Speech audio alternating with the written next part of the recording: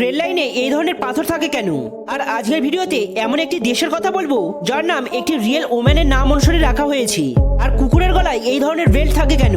এমনই সব আশ্চর্যকর তথ্য উপস্থাপন করতে চলেছি এই ভিডিওতে। সো জানতে হলে ভিডিওটি শেষ পর্যন্ত দেখুন।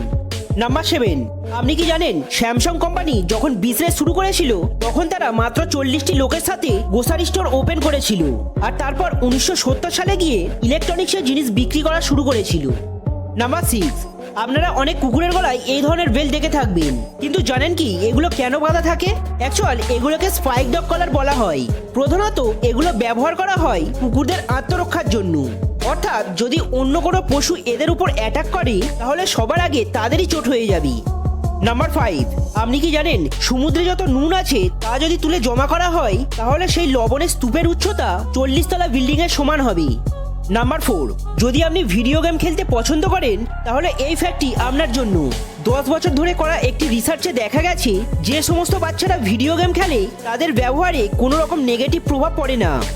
নাম্বার 3, আমাদের পৃথিবীতে 195টি দেশ আছে, আর এর মধ্যে সেন্ট লুসিয়া হলো একমাত্র দেশ যার নাম একটি রিয়েল ওম্যানের নাম অনুসারে রাখা হয়েছে।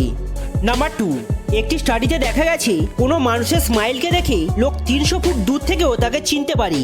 স্মাইল হলো মানুষের সবথেকে রেকগনাইজেবল ফেসিয়াল এক্সপ্রেশন। নাম্বার 1, রেল লাইনে এই ধরনের পাথর থাকে কেন?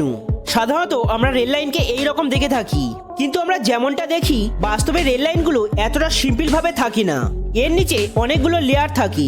প্রথমে এই ধরনের কংক্রিটের তৈরি লম্বা লম্বা পাত থাকে যেগুলোকে স্লিপার্স বলা হয়। তারপর যে ধূসর রঙের অংশটি আপনারা দেখতে পাচ্ছেন এগুলো হলো পাথরের টুকরো যা রেল লাইনে বিছানো থাকে, আর এই সব পাথরগুলোকে ব্লাস্ট বলা হয়। এরপর আরো দুটো লেয়ার হয় এবং সবার নিচে থাকে মাটি বা ভূপৃষ্ঠ। সাধারণভাবে যে কারোরই মনে হতে পারে মাটির উপর সরাসরি স্লিপার্স ও লোহার লাইনগুলো বসানো হয়েছে, কিন্তু একটু গভীরভাবে দেখলে বুঝতে পারবেন রেল লাইনগুলি মাটি থেকে কিছুটা উঁচুতে থাকে। এর নিচে অনেকগুলো সেটিং থাকে। এই যে স্লিপার্সগুলো দেখছেন যার উপর রেল লাইনগুলো পাতা হয় এটা খুবই গুরুত্বপূর্ণ হয়। এই কংক্রিটের তৈরি স্লিপার্সগুলো রেল লাইন দুটির মধ্যে সঠিক দূরত্ব বজায় রাখে এবং কোনো দিকে সরে যেতে দেয় না। আর এই স্লিপার্সগুলোকে এক জায়গাতে ধরে রাখে এই পাথরগুলো, আর এটাই হলো এদের প্রধান কাজ। অর্থাৎ এই পাথরগুলো থাকে বলেই কংক্রিটের তৈরি এই স্লিপার্সগুলো নিজেদের জায়গা থেকে সরে যায় না।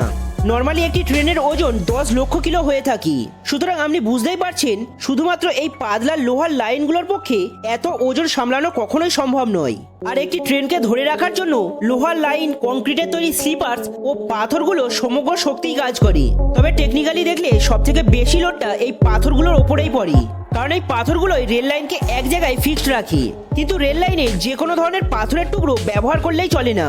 এই পাথরগুলোর পরিবর্তে যদি কোনো নরম ও গোলাকার মসৃণ পাথরের টুকরো ব্যবহার করা হয় তবে তার রেল লাইনের কম্পনের ফলে একে অপরের সাথে ধাক্কা খেয়ে ছিটকে যাবে এবং রেল লাইনও ঠিকঠাক জায়গাতে থাকবে না।